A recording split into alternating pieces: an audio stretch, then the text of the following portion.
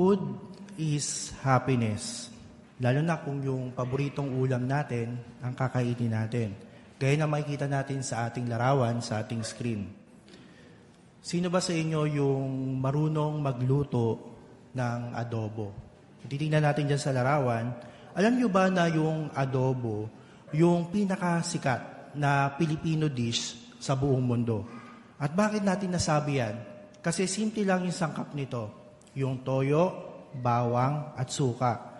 Pero dahil maraming isla ang Pilipinas, nagkaroon ngayon ng maraming version ng pagluluto nito. Kaya merong adobong may patatas, o kaya may adobong may itlog, adobo sa gata, meron pang adobong may luya, at meron pang adobong may pinya pa nga. Kaya matitiyak natin na totoong masarap yung isang adobo kapag mahusay yung recipe at magaling ang tagapagluto nito. Kaya sa diwa, masasabi din natin na gayon din pagdating sa kaligayahan. Hindi ito resulta ng iisang sangkap lang, kundi ng maraming bagay sa buhay na pinagsama-sama para maging maligaya ang isa. Mabuti na lamang, hindi na natin ngayon kailangan na isipin pa kung saan natin makikita yung recipe ng tunay na kaligayahan. At bakit natin nasabi yan? Dahil pinagkalooban tayo ng ating Diyos kung paano natin ito masusumpungan. Kaya ano ba yung ibig sabihin ng salitang kaligayahan? Ayon sa isang referensya, ang kaligayahan ay ang pagtataglay ng namamalaging kasiyahan. Saklaw nito yung emosyon mula sa simpleng pagkakontento hanggang sa malalim at masiding kagalakan sa buhay. Gayun din yung likas na pagnanais na magpatuloy ang kalagayang ito. Kaya naman naiiba ito sa simpleng pagkalugod lamang na maaaring nagkataon lamang. Kaya ngayon, bakit natin ngayon masasabi na yung mga tapat na nagdilingkod dun sa maligayang bayan ng Diyos, yung may tunay at namamalaging kaligayahan? Kumuha tayo ngayon ng dalawang halimbawa. Kapag yung mga Israelita noon ay nagdilingkod kay Jehovah, sila ay nagiging maligaya. Kung pag-aaralan natin yung history ng bansang Israel, masagana sila noon at maligaya kung sasambihin nila ang Diyos sa tamang paraan. At kahit matagal na sila nakatira dun sa ilang, talagang nararamdaman nila yung proteksyon ng Diyos na Jehovah laban sa kanilang mga kaaway. At nung bumaba si Jesus dito sa lupa, nakita natin na maligaya rin yung kanyang mga tagasunod o yung mga unang Kristiyano dahil nasasapatan sila doon sa mga espiritual nila mga pangangailangan.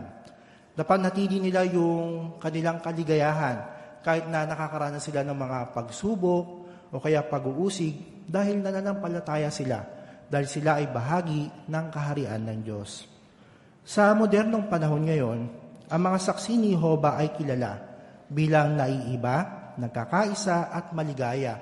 At tinitiyak natin ngayon na talagang magiging maligaya ang mga nagsisikap na nananatiling tapat na naglilingkod sa Diyos na Jehovah.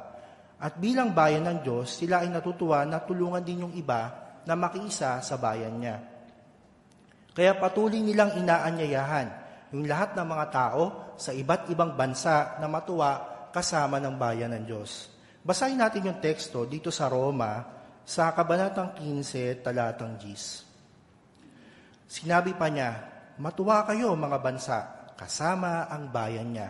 Kaya tunay na isang kagalakan na tayo ay anyayahan na makiisa at matuwa kasama nila.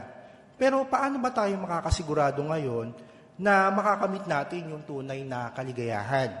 Meron tayong 3 tanong na kailangan sagutin para masubukan natin at makamit yung tunay na kaligayahan. Yung una, magatin natin ngayon yung una. Saan ba nakasalig ang kaligayahan ng bayan ng Diyos? Yung ikalawa, paano na ikinabang ang mga nakikisa sa maligayang bayan ng Diyos? At yung ikatlo, bakit dapat makiisa ang mga baguhan sa mga tunay na mananamba? Ngayon, sagutin natin ngayon yung unang tanong. Saan pa nakasalig yung kaligayahan ng bayan ng Diyos? Tayo ay maligaya dahil pinagkakaisa tayo ng turo ng Diyos bilang kanyang bayan. At sino yung ating nagtuturo? Walang iba kung ang ating Diyos na Jehovah, na siyang dakila nating tagapagturo. At kasama na si Jesus, ang ating guro. Basahin natin yung patotoong ito dito sa Isaias, sa Kabanata 30, talatang 20. Na bilang patotoo na si Jehovah yung ating dakilang tagapagturo. Basahin lang po natin yung second part. Hindi na magtatago ang iyong dakilang tagapagturo at makikita ng iyong mga mata ang iyong tagapagturo. At dito naman sa Juan 13:13, kung bakit naman natin masasabi na guro natin si Jesus, tinatawag ninyo akong guro at Panginoon, at tama kayo dahil gayon nga ako. Kaya paano natin masasabi ayon sa teksto na talagang nakikita natin yung ating dakilang tagapagturo, si Jehovah, at ang ating guro na si Jesus. Sa pamamagitan niya ng kanyang nakikitang organisasyon at ang kanyang tapat at maingat na alipin na tinatawag ngayong lupong tagapamahala. Ang siyang ginagamit ngayon ng Diyos na Jehovah para tayo ay kanyang turuan at siyempre, dahil sa pangunguna ng ating hari si Jesus, kitang-kita natin ngayon kung paano ba ngayon na-organisa at nasasapatan yung ating mga espiritual na pangangailangan sa ating mga pagpupulong na ginagawa ngayon. Kaya kapag sisikap nating sundin at ikapit sa ating buhay yung salita ng Diyos, tayo ay magiging maligaya. At makutulong ito para maging patotoo sa iba upang maakay din sila, lalo na yung mga baguhan na makiisa sa atin. At kahit iba-iba yung ating pinagmulan, lahi, kultura, maligaya tayo dahil nagkakaisa tayo sa iisang kaisipan at gawain. Kuminsan, kahit yung mga dating magkakaaway, ay nagkakaisa ngayon bilang mga miyembro ng maligayang bayan ng Diyos dahil sa pagsisikap nilang ikapit sa kanilang buhay ang katotohanan mula sa Biblia. Tignan natin ngayon yung karanasan nila Johnny at Gideon. Si Johnny at Gideon ay kabilang sila sa magkalaban na partidong politikal dun sa South Africa. At hindi lang yan, si Gideon kasi ay lahing puti at si Johnny naman ay lahing itim, na parehong galit sa bawat isa dahil sa kulay at lahi. Sinabi ni Gideon noon na di bali nang malunod siya, wag lang siyang masagip ng isang lahing itim. Mantakin niyo yun, no? Ayaw niyang masagip siya. Tapos si Johnny naman, hangad niya na mawala ang pagtatangi ng lahi, sekso, at pantay-pantay ang lahat ng tao sa South Africa. Kaya naging membro siya ng isang politikal na grupo. Pero na magkaroon ng gulo ng politika noong 1980s, pareho silang nakisali ngayon sa kilos protesta. Pero na makita ngayon ni Johnny yung isang aklat na may pamagat na ang kaalaman na umakay sa buhay na walang hanggan, dun sa lamesa ng kanyang katrabaho, naging interesado siya dito. At binasa niya at sinikap niyang dumalo ngayon sa mga pagpupulong ng mga saksi ni Jehovah. Naging regular yung kanyang pagdalo sa mga pulong.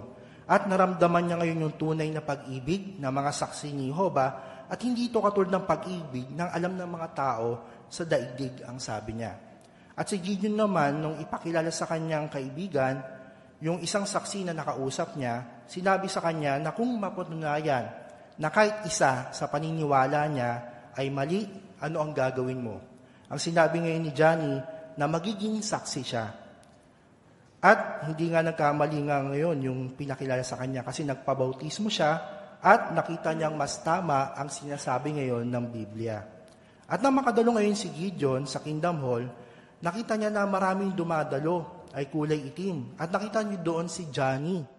At sinabi pa niya na bagaman galing si Johnny sa magkasalungat na partidong politikal noon at halos patayin nila ang isa't isa, pero ngayon ay mahal namin ang isa't isa at nagkapatawaran na kami.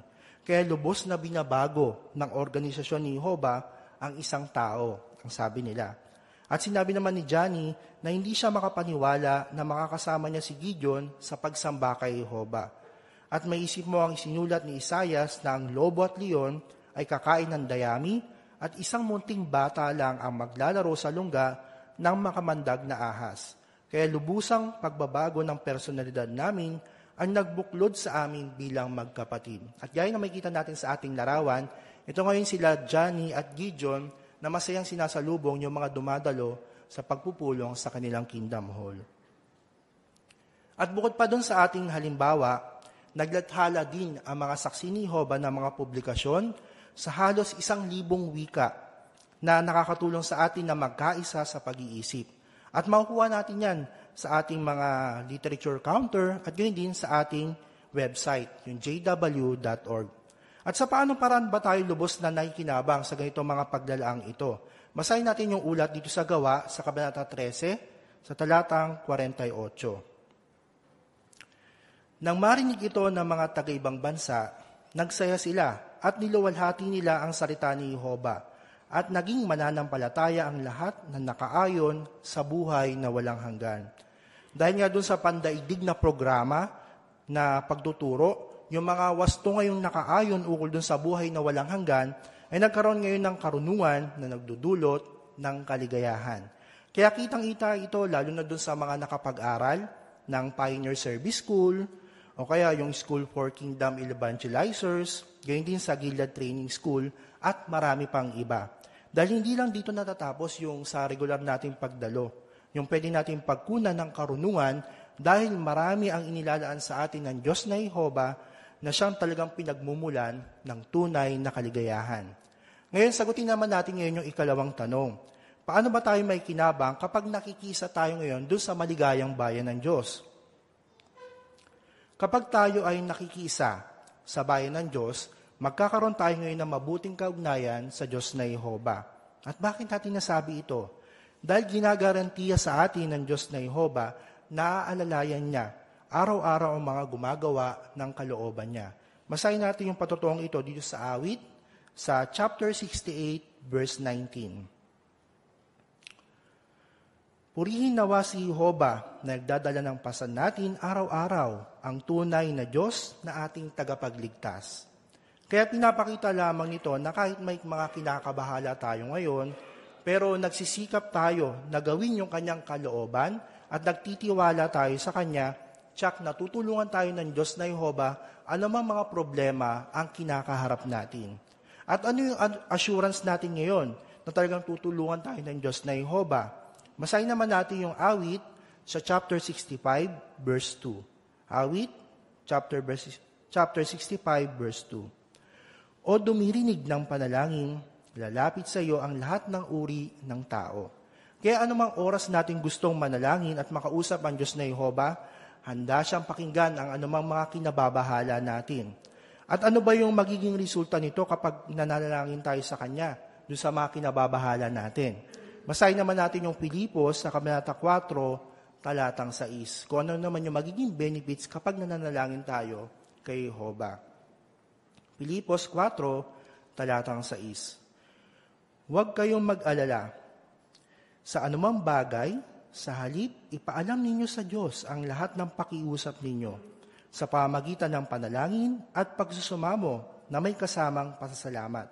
At doon sa talatang 7, at ang kapayapaan ng Diyos na nakahigit sa lahat ng kaisipan ang magbabantay sa inyong puso at isip sa pamagitan ni Kristo Jesus. Kaya maliwanag na magkakaroon tayo ngayon ng walang katulad na kapayapaan o yung peace of mind, wika nga, dun sa mga inaalala natin at makakapag-isip tayo ngayon ng tama para masolusyonan natin yung mga problemang kinakaharap natin ngayon. Kaya kapag isinasabuhay natin yung ating mga natututunan mula sa Biblia, tutulong ito sa atin upang maging matatag tayo ngayon sa spiritual at manatiling maligaya. At mapapansin ito ng mga taong nasa paligid natin. At bukod pa dun sa pagkakapit ng ating mga natutunan mula sa Biblia, mararamdaman natin yung tunay na pag-ibig at pagkakaisa ng mga kapatid sa loob ng organisasyon dahil nakikisa sila bilang maligayang bayan ng Diyos at ang mga pagpapalang dulot nito. Kaya makikita natin ito, lalo na sa mga pagpupulong sa ating kongregasyon, gayon din sa ating assembly, at gayon din sa ating regional convention. Lagi silang nagpapapicture o kaya nagkakamustahan doon sa mga iba't ibang kongregasyon kung saan sila nagmula, pati na rin nakikamusta doon sa mga bago nilang mga kaibigan. Kaya madarama natin yung ganitong atmosphere ng pag-ibig na nangingibabaw ngayon dun sa bayan ng Diyos. At makikita natin yan mamaya pagkatapos ng pagpupulong, iba sa atin mamaya magpipicture-picture, minsan ipopost pa yan sa My Day nila, sa mga social media nila. Kaya syempre, hindi lang sa ganitong pagkakataon may padarama yung ganitong pag-ibig. Dahil masigit nila itong pinapakita kapag may kalamidad para ipakita yung pag-ibig sa mga kapatid na nangangailangan ng tulong. Meron nga isang karanasan, isang kapatid to sa isang circuit, nasunugan siya ng bahay. As in, wala talaga siyang natira na kahit isa. Alam niyo po ba kung anong ginawa ng buong circuit to? Tinulungan siya na maitayo muli yung kanyang bahay. At mas maganda pa ito kaysa doon sa bahay na nasunog.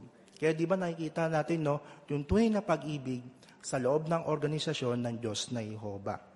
At bukod pa doon sa mga pagpapalang maaring matamasa natin ngayon, ito yung paghahanda din natin para tamasahin yung pag-asang buhay na walang hanggan na may namamalagi at tunay na kaligayahan sa nagkakaisang bayan ng Diyos. At dahil dun sa haing pantubos ng ating Panginoong Hesus, ginawang posible ito ng Diyos na Jehovah, yung kaayusang ito para tamasahin natin yung tunay na buhay. Ngayon, kumuha tayo uli ng isang halimbawa na isang karanasan naman kung paano siya nakinabang doon sa haing pantubos ng ating Panginoong Hesus. Kung titignan natin dito sa ating picture, sa ating screen, yan yung karanasan ngayon ni Donald. At makikita natin yung karanasan niya. Basahin muna natin yung ulat dito sa Mateo, sa Kabanata 20, talatang 28. Kung paano ang anak ng tao ay dumating, hindi para paglingkuran, kundi para maglingkod at ibigay ang buhay niya bilang pantubos na kapalit ng marami. Kaya makita natin na talagang kapakinabangan sa isang tao kung ikakapit niya yung nabanggit na teksto. Kaya paano ba naikapit ngayon ni Donald yung tekstong ito sa kanyang buhay? Si Donald kasi ay mula doon ngayon sa United States. Isa siyang dating business executive na nananalangin yumaman. Pinalaki siyang Katoliko doon sa New York. At naging mahirap yung kanilang buhay nang maghiwala yung kanyang mga magulang at yung nanay na lang niya yung nagpalaki sa kanilang 6 na magkakapatid. Kaya nangarap siyang yumaman para tulungan yung pamilya niya. Kaya na makapag-aral siya sa isang paaralan na magaling sa hotel management, inisip niya na ito yung sagot dun sa panalangin niya sa Diyos na maging mayaman at masaya. At nag-aral siya ngayon ng hotel administration, law at corporate finance sa loob ng 5 taon. Biro niyo, isipin niyo, 3 kurso yung pinag-aral niya ng sabay-sabay sa loob ng 5 taon. Kaya ngayon yung naging resulta? Sa edad na 22, naging assistant vice president siya sa isang casino hotel. Mayaman at matagumpay ang tingin sa kanya ng mga tao. Lahat ng masarap na pagkain, alak, natikman niya na, name it, wika nga. Sabi sa kanya ng mga kaibigan niya, mag-focus ka sa kung ano ang pinakamahalaga sa mundo, ang pera. Para sa kanila, pera ang sikreto ng tunay na kaligayahan. At habang siya ay nagtatrabaho ngayon at inaasikaso yung mga mayayaman na nagsusugal doon sa kanilang kasino, napansin naman niya yung mga mayayaman doon, hindi naman talaga sila mukhang masaya. At sinabi rin niya na gayon din siya. Dahil kahit napakarami niyang pera, nag-aalala siya. At di siya makatulog sa gabi at iniisip niya rin na magpakamatay. Dahil hindi siya masaya sa buhay niya, tinanong niya ngayon yung Diyos, paano ako tunay na magiging masaya? At nung panahon na yon, 2 kapatid niya ngayon na babae ay naging saksi ni Jehovah. Kaya nakipag-aral siya ngayon ng Biblia. At marami siyang natutunan tungkol kay Jesus, tungkol sa kung paano dapat manalangin, kung ano yung dapat maging salubin ng tao sa sanlibutan. At sa pagbubulay-bulay niya at pagkakabit ng kanyang mga natutunan, nag-resign siya ngayon dun sa kanyang trabaho at naisip niya na may kaugnayan ito sa masasamang bagay at kasakiman. Kaya pinasimple niya ngayon yung kanyang buhay at kahit inalokan siya ng mas mataas na posisyon doon sa kasino at tataas ng 2 hanggang 3 beses yung sahod niya, nagdesisyon siya at nanalangin na hindi ito yung buhay na gusto niya. Kaya nagbitiw siya sa trabaho. Kaya nagsimula na rin siyang dumalo doon sa mga pulong sa Kingdom Hall at nagpa-Bible study. At noong 1995, pagkatapos ng 6 na buwan niyang pag-aaral ng Biblia, siya ay nabautismuhan bilang isang saksi ni Jehovah. Sinabi niya na talagang mayaman na siya ngayon, hindi sa pinansyal, kundi sa spiritual. Gaya na makikita natin sa ating screen. Kaya ngayon, nakilala niya ngayon sa Honduras yung kanyang magandang asawa na si Nuria. At magkasama na silang naglilingkod sa Panama at Mexico bilang mga misyonero. Sinabi niya na totoong-totoo sa kanya ang pananalita sa Biblia doon sa Kawikaan 10:22 na ang pagpapala ni Jehovah ang nagpapayaman at hindi niya yon dinaragdagan ng kirot. At tingnan natin yung isa pang picture nila. Yan, masaya-masaya sila ngayon naglilingkod sa kanilang atas. Kaya ngayon, masasagot naman natin ngayon yung ikatlong tanong. Kung bakit dapat tayo makiisa dun sa bayan ng Diyos na umiibig sa Kanya. Bilang soberano ng Sansinukob, karapat-dapat lamang ang Diyos na Jehova sa bukod tangi nating debosyon para may pakita natin yung pag-ibig natin sa Kanya at makiisa tayo ngayon doon sa mga taong nagnanais na gusto rin siyang palugdan. Kaya ngayon, para sa aming mga bisita at mga interesado, makakatulong sa atin yung patuloy na pag-aaral ng Biblia kasama ang mga saksi ni Jehova.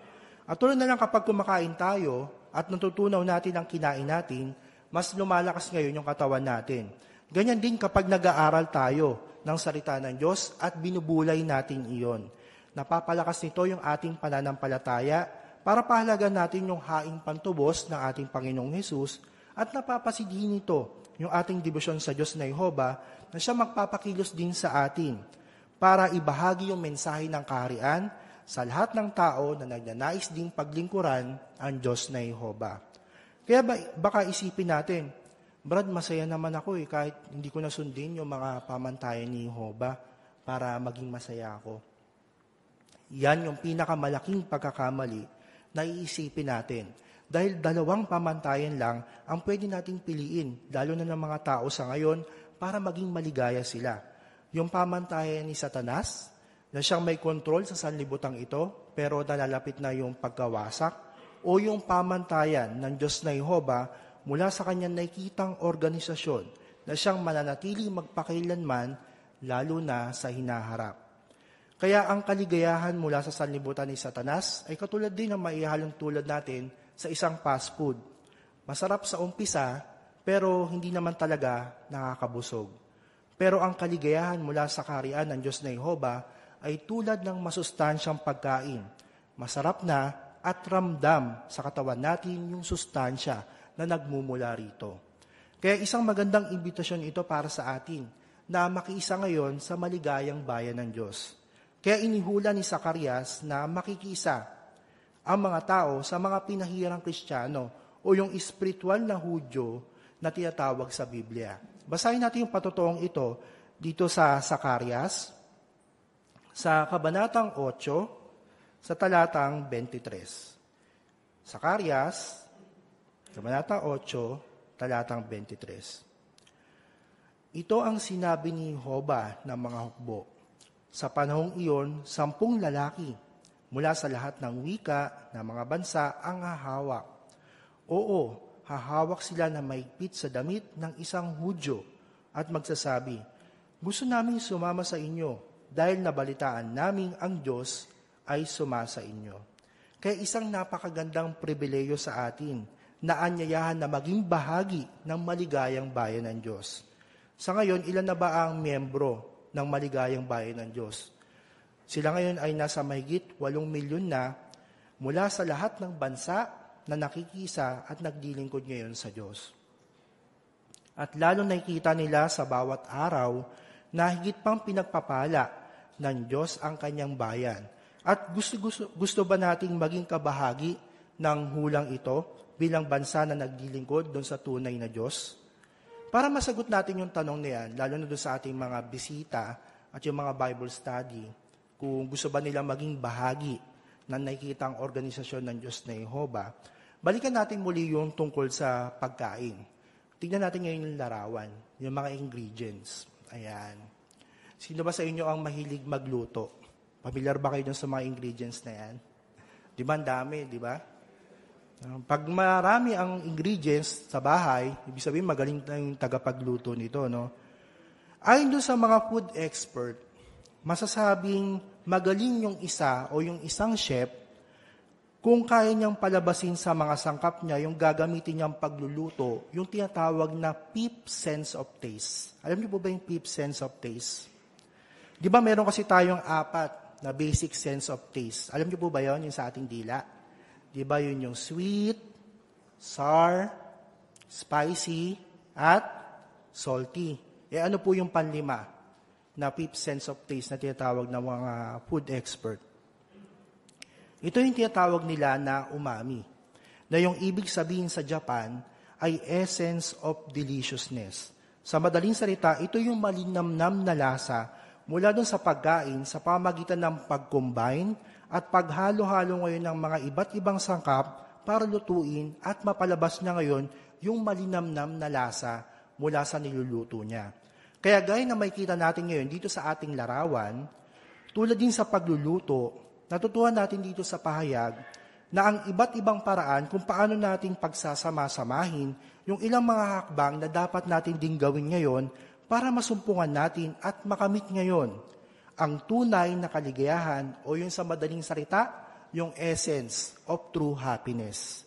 Kaya nasa atin na ngayon kung paano tayo ngayon kikilos at isasabuhay ang mga ito upang mapalabas natin, makita ng ibang tao at mapanatili natin yung tunay at namamalaging kaligayahan na nagmumula ngayon sa Diyos na Jehova. Kaya tinitiyak sa atin ito na maasam natin yung pagpapalang idudulot nito, hindi lang ngayon, kundi lalo na sa hinaharap. Dahil marami tayong pwedeng gawin para ipakita yung ating debosyon at sambahin ang Diyos na Jehova. At bilang ating huling larawan, kapag kinapit at ginawa natin ang mga ito, lalo tayong magiging masaya ngayon at magpakailanman. Kaya nais kong iwan sa inyo ang isang tanong na maaari natin ngayong isipin. Gusto mo bang maging bahagi na nagkakaisa at maligayang bayan ng Diyos ngayon dito sa lupa? Isang masaya at magandang araw sa inyong lahat.